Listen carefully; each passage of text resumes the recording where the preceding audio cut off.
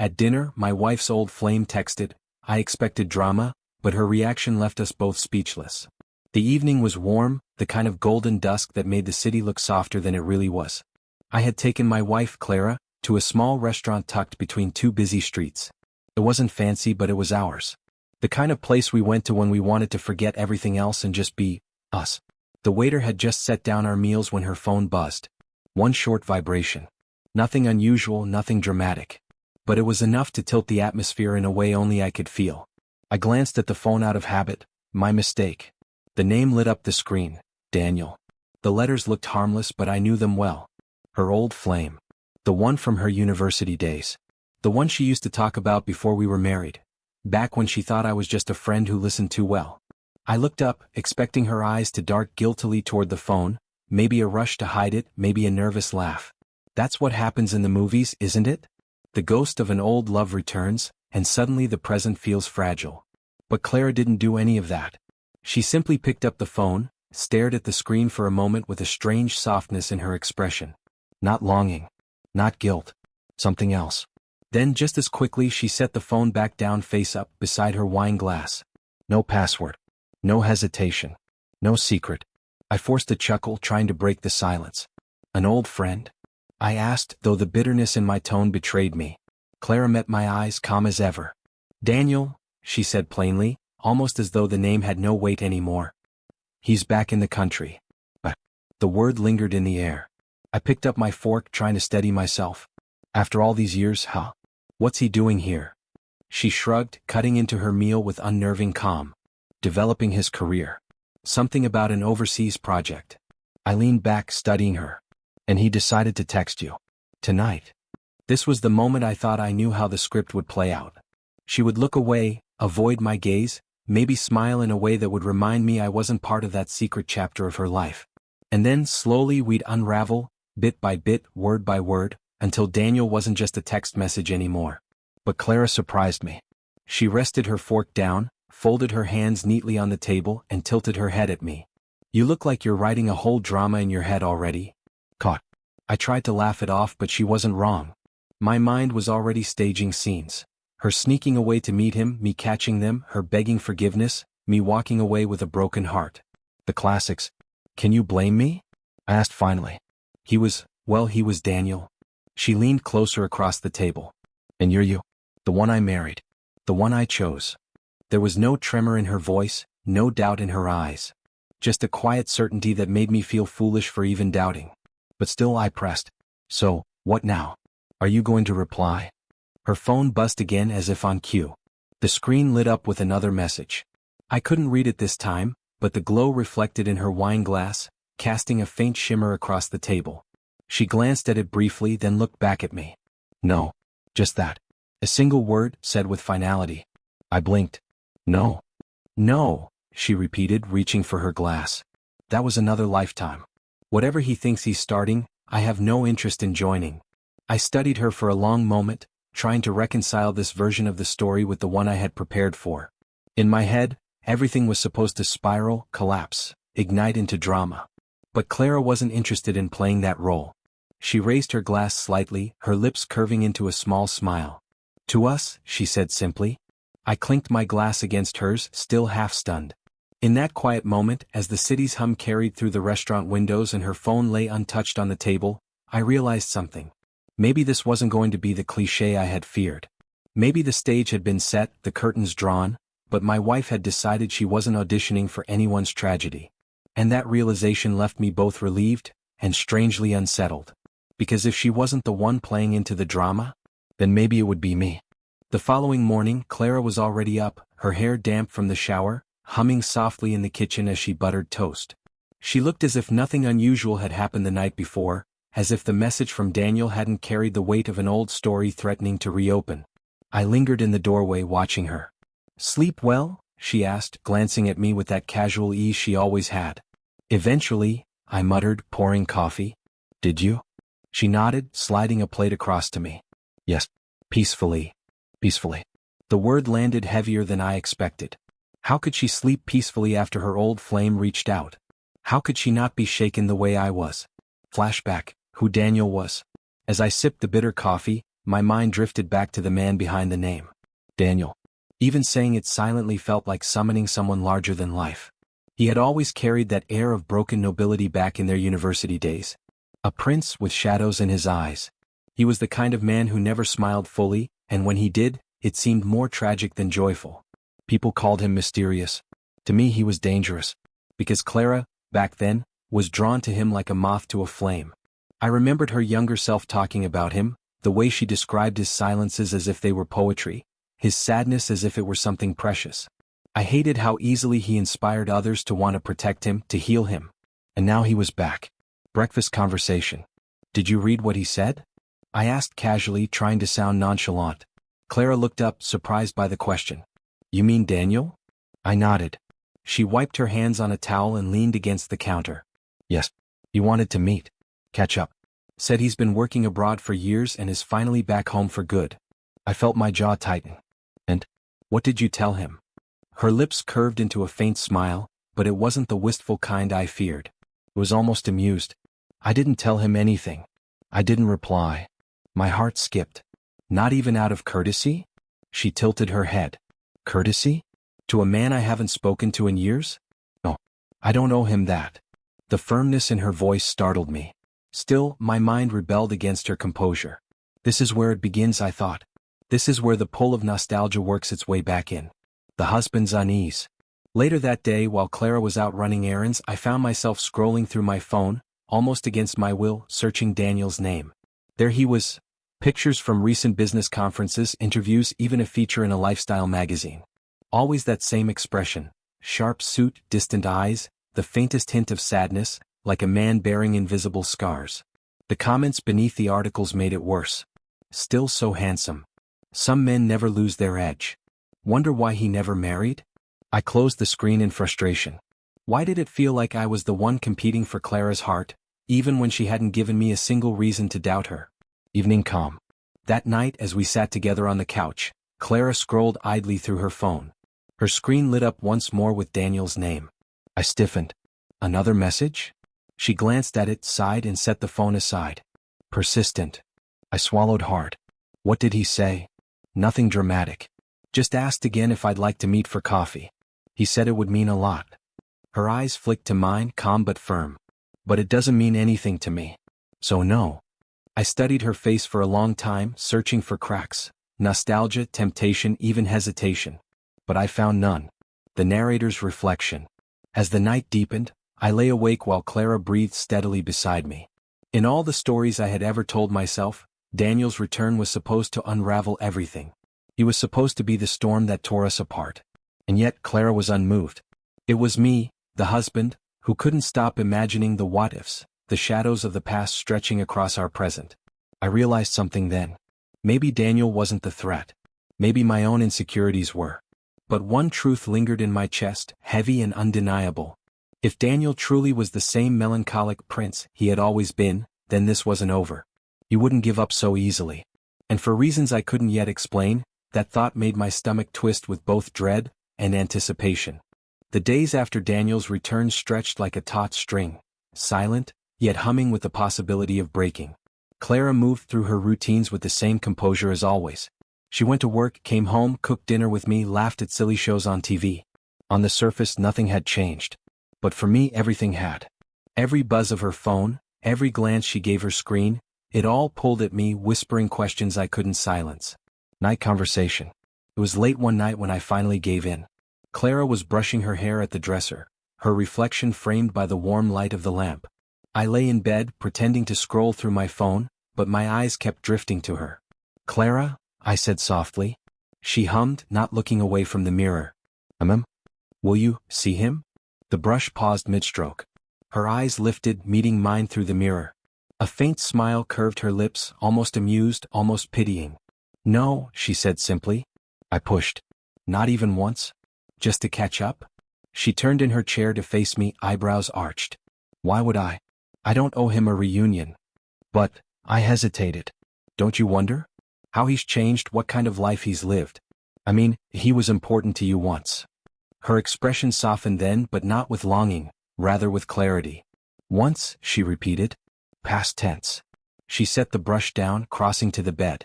Sliding beneath the covers, she curled against me, her head resting on my shoulder. "I'm not curious, love," she whispered. "Because curiosity has a way of opening doors better left closed."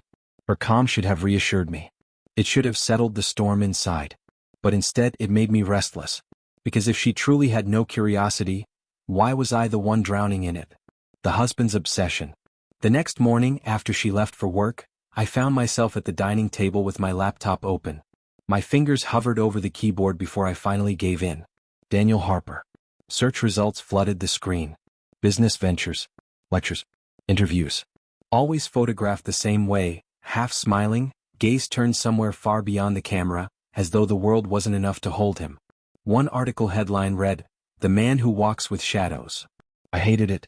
Hated the way strangers romanticized him, the way they turned his aloofness into poetry.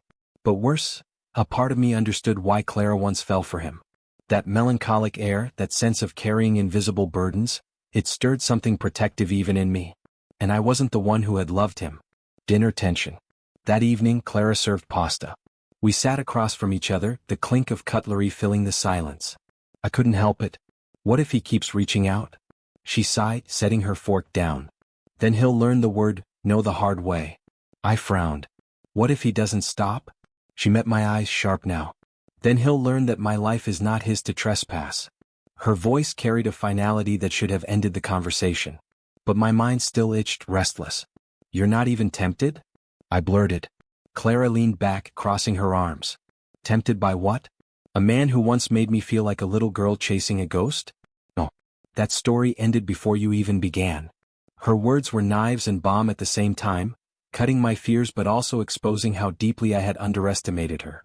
That night, as Clara slept beside me, I lay awake staring at the ceiling.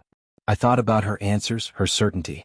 And yet, the more firmly she dismissed Daniel, the more my own mind conjured him. His face, his voice, the way he must have looked when he typed those messages. I imagined them meeting secretly. I imagined her laughter echoing in a cafe with him. I imagined the look in her eyes, the one I once knew belonged to someone else.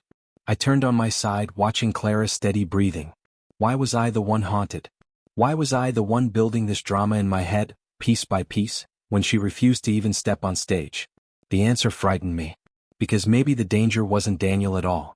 Maybe the danger was me, my insecurities, my suspicions, the way I was beginning to write a tragedy even when she had already chosen the happy ending. Foreshadowing. Just as I began to close my eyes, Clara's phone buzzed softly on the nightstand. Daniel's name lit the screen again. I froze, staring at it in the darkness. She didn't stir, didn't wake. My hand hovered near the phone, trembling with the urge to unlock it, to see what he had written. But I didn't. I turned away, my chest tight with something I couldn't name. And in that silent moment, I realized, this story wasn't going to unravel because of Clara. It was going to unravel because of me. It was supposed to be an ordinary evening. Clara and I had been invited to a networking dinner hosted by one of her colleagues. A mix of academics, professionals, and a few socialites who liked the sound of their own voices. I wasn't thrilled about going, but Clara insisted. "It'll be good for us," she'd said. "No drama, just dinner. But when the universe wants to test you, it doesn't knock politely, it kicks down the door." The arrival. The venue was a sleek rooftop restaurant. Strings of warm lights swayed in the evening breeze. The skyline glittered, and laughter mingled with the clinking of glasses. We entered together, Clara radiant in a simple navy dress, her hand warm in mine. For a moment I allowed myself to relax. Then I saw him. Daniel Harper. He stood across the room, taller than I remembered, his suit perfectly tailored, his hair slightly longer, but those same melancholy eyes staring out as if he were half absent from the world around him. People gravitated toward him unconsciously, like moths orbiting a quiet flame. And when his gaze found Clara, I felt the air tighten around us. First contact. "Clara?" His voice was low, textured, carrying both surprise and something else, something unsaid. Clara squeezed my hand gently before stepping forward. Her smile was polite, not glowing, not intimate. Just courteous. "Daniel. It's been a long time." I stayed at her side, my presence deliberate, solid. Daniel's eyes flicked briefly to me, then back to her. "You look the same." "No, better." Clara's smile didn't waver, but her tone was cool. "Time has a way of changing us all." She turned slightly toward me. "This is my husband." The word hung in the air like a banner. Husband. Daniel extended his hand to me. His grip was firm, but his eyes never softened. A lucky man, he said. I forced a smile. I'd say blessed. The tension between us was invisible, yet thick enough to slice with a knife. The conversation. As the evening unfolded, conversations flowed around us, but Daniel never strayed far. When he spoke, it was often to Clara, weaving memories from their shared past into the present. Do you remember the poetry nights? You always brought your notebook, though you never read aloud, he said, his eyes fixed on her as though no one else existed. Clara nodded politely. Yes, that was another lifetime ago. I studied her face, searching for any flicker of nostalgia. But her expression was steady, her replies measured. Still, every time Daniel spoke, I felt a tug inside me. Not because of what Clara felt, but because of what I feared. Private moment. At one point, Clara excused herself to the restroom. Daniel drifted toward me, a glass of wine in hand. She hasn't changed, he said quietly, as though making a confession to himself. I kept my jaw tight. She's grown. That's the difference. Daniel's lips curved faintly, almost a sad smile. Perhaps. But the essence, it's still her. The same girl who once saw me when no one else did. I bristled. The girl you're talking about is my wife. And she doesn't live in the past. Daniel's gaze was steady, melancholic yet piercing. The past has a way of lingering. You'd be surprised. Before I could respond, Clara returned, sliding back to my side with effortless grace. She glanced between us, sensing the shift in the air. Everything all right? She asked. I forced a nod. Daniel only smiled, that same enigmatic curve of his lips. The dance of tension. As the night drew on, I watched Clara closely. She laughed at a colleague's joke, discussed travel with another guest, but whenever Daniel hovered near, she treated him with the same detachment as anyone else. Still, I couldn't shake the feeling that he saw something more. When we finally left, Daniel caught her hand briefly. Not lingering, but long enough to spark a flare in my chest. It was good seeing you again, Clara, he said softly. She withdrew her hand, her smile polite but distant. Good night, Daniel. And just like that, we walked away. The narrator's reflection. In the car ride home, Clara leaned her head against the window, quiet. You're silent, I said, my voice betraying the storm inside me. She glanced at me, her eyes calm. Because there's nothing to say. She's still. Daniel. But I'm not that girl anymore. Her words should have reassured me. They should have silenced the doubt clawing at my chest. But Daniel's lingering gaze haunted me, and his words echoed in my mind. The past has a way of lingering. You'd be surprised. As the city lights streaked past the car, I realized this wasn't over. Not for him. Not for me. And maybe, not even for Clara. The evening after the networking dinner felt heavy, like a storm hovering just above the house. Clara was folding laundry in the bedroom, humming softly, her movements calm, precise. I stood by the window, staring at the streetlights flickering below. Neither of us spoke of Daniel. Not yet. But silence is never empty, it's always full of the words we're too afraid to say. The invitation. 2 days later, Clara received another message. This time, not at dinner, not at midnight, during her lunch break. I knew because she showed me. He wants to meet. Just once, she said casually, sliding the phone across the table toward me. I stared at the words. Clara, please. Just one conversation. Old friends catching up. Nothing more. The politeness in the message made my chest tighten. It was exactly the kind of thing people said before everything went wrong. What do you think? She asked, sipping her water like this wasn't the beginning of another test. I tried to keep my voice even. And, do you want to? Her answer came swiftly, without hesitation. No. But I think I should. To end this properly. The words stung. You can end it without seeing him. She reached across, covering my hand with hers. Her touch was warm, grounding. Sometimes you have to close a door in person or it keeps swinging open. I said nothing. But inside I burned. The meeting. A cafe. Neutral ground. Bright lights, crowded tables, no corners for secrets. I didn't go with her, I had to trust her, but every minute felt like a year. I imagined them sitting across from each other, his melancholic eyes pulling her back into old feelings. When she returned hours later, she looked peaceful. But I couldn't wait. I had to know. What happened? I asked before she could even set her bag down. Clara sighed softly, sitting at the edge of the bed. He wanted to talk. So I listened. And then I answered. Daniel's confession flashback. The cafe smelled of roasted beans and rain-soaked coats. Daniel sat waiting when she arrived, his posture elegant yet weary, as though he carried invisible weight. "Clara," he breathed, standing as she approached. "You came." She nodded, her tone polite. "You asked." "I thought it best to make this clear." They sat. Silence stretched for a moment, filled only by the hum of conversation around them. Finally Daniel spoke. His voice was low, vulnerable. "I never stopped thinking about you," he confessed. "Even after all these years, after all the places I've been, you never left me." Clara's eyes didn't waver. "Daniel," he pressed on, leaning forward. "I know it sounds selfish, but when I came back I realized what I had lost. I wanted to see if there was still something here." His words trembled with sincerity, with that same melancholic pull that once had captured her heart. But Clara didn't melt. She didn't falter. Instead, she exhaled softly and said the words that ended the play before it could even begin. "Daniel, once I thought you were my whole world. I wanted to save you, to protect you, to be the one who understood you. But that wasn't love, it was illusion." Daniel's face fell, his eyes glassy. "I have a real world now," she continued gently. "With him. My husband. The man who chooses me every day and whom I choose in return. That's love. That's what I could never have with you." For the first time, Daniel's composure cracked. His lips trembled, his gaze dropped to the table. "You're really gone from me then?" he whispered. Clara stood, placing her bag on her shoulder. "I was never yours to begin with." And then she walked away, leaving him alone with his broken aura and half-drunk coffee. Back to the present. Clara's eyes met mine as she finished recounting the meeting. "Come. Steady. No regret." "He understands now," she said simply. "And if he doesn't, that's his problem. Not mine." I stared at her, overwhelmed by both relief and shame. Relief because she had chosen me with such finality. Shame because I had doubted her so deeply. "Why didn't you tell him to go away from the start?" I asked softly. Her lips curved faintly. "Because sometimes the past has to hear your answer with its own ears. Otherwise it keeps whispering." I reached for her hand, holding it tightly. For the first time since Daniel's name had reappeared, I felt the storm inside me begin to quiet. Still, a shadow of unease lingered. Because men like Daniel, men who lived in longing, didn't let go easily.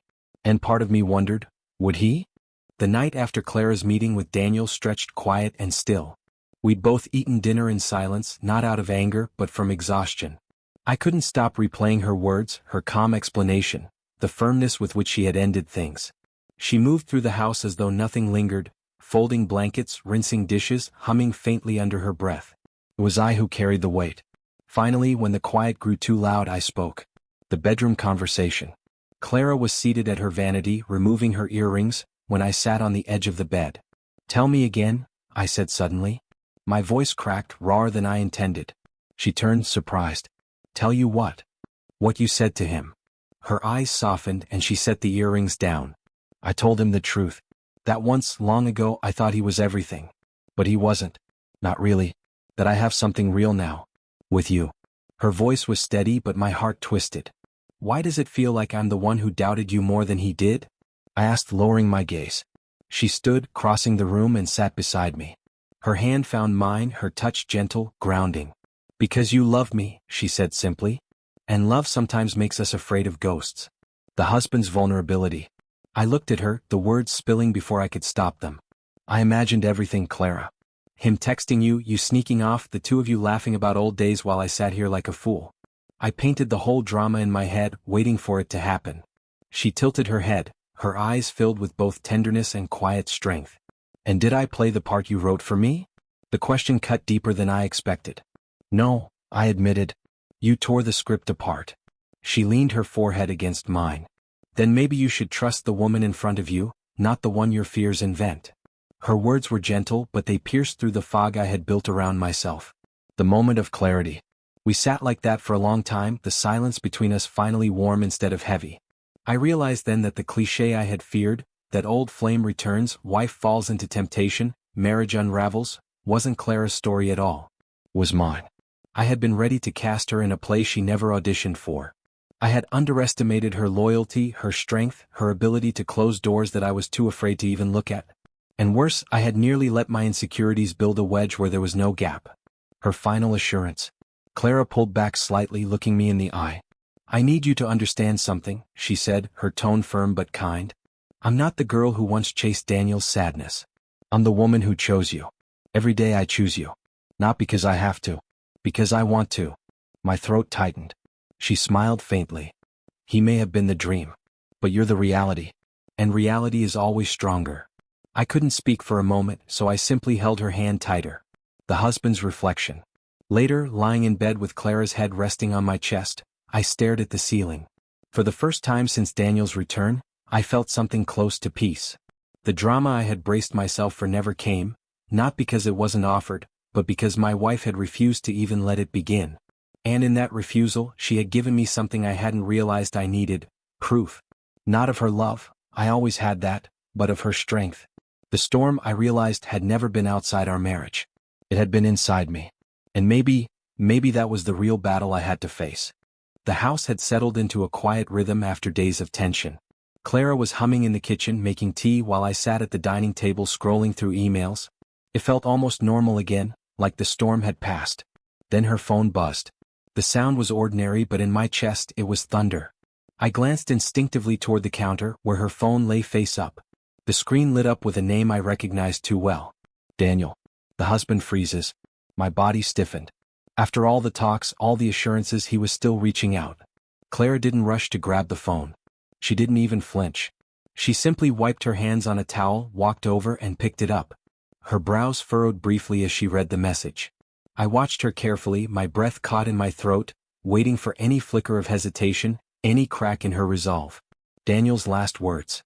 She read it aloud, her voice calm, almost detached. He wrote, I just wanted to say goodbye. I know I stirred up things I shouldn't have. You deserve happiness. Always did.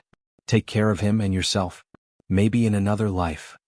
Her voice trailed off, but not with sorrow. With finality. She set the phone down, face down on the table. Poor Daniel, she whispered. Always living in the what-ifs. Her unexpected reaction. I stared at her. That's it? You're not sad? She turned to me then, smiling faintly. Sad? No. Relieved. I blinked. Relieved? Yes. She stepped closer, sliding into the chair beside me. Because it means he understands now. He knows I'm not coming back to that story. And neither should he. Her eyes were steady, unwavering. Do you know what I feel right now? I shook my head. Gratitude. That I don't have to pretend or hide or wrestle with some old ghost. I can sit here, look at my husband, and mean every word when I say, I love the life we've built. The husband's speechlessness. I had prepared myself for drama, for tears, for the cliché ending where she wavered, or worse, where I had to pull her back. But this calm, decisive closing of the chapter? This utter lack of temptation? It left me silent. I opened my mouth to say something, but nothing came. My chest tightened, not with fear this time, but with an overwhelming mix of relief and awe. Clara reached across the table and covered my hand with hers. See? The curtain never even had a chance to rise. We chose not to play the tragedy. Her words hung in the air, final and true. That night, as we sat together sipping tea, I finally let go of the last thread of doubt. Daniel was gone, not defeated, not hated, but simply released into the past where he belonged. And Clara had surprised me in the most unexpected way. I had braced for betrayal. I had armored myself for heartbreak. But instead, she handed me something else entirely. A love that refused to be shaken. And as I looked at her across the table, both of us smiling in that quiet way only couples who've been through storms can smile, I realized the drama had ended before it ever began. And I wouldn't have it any other way.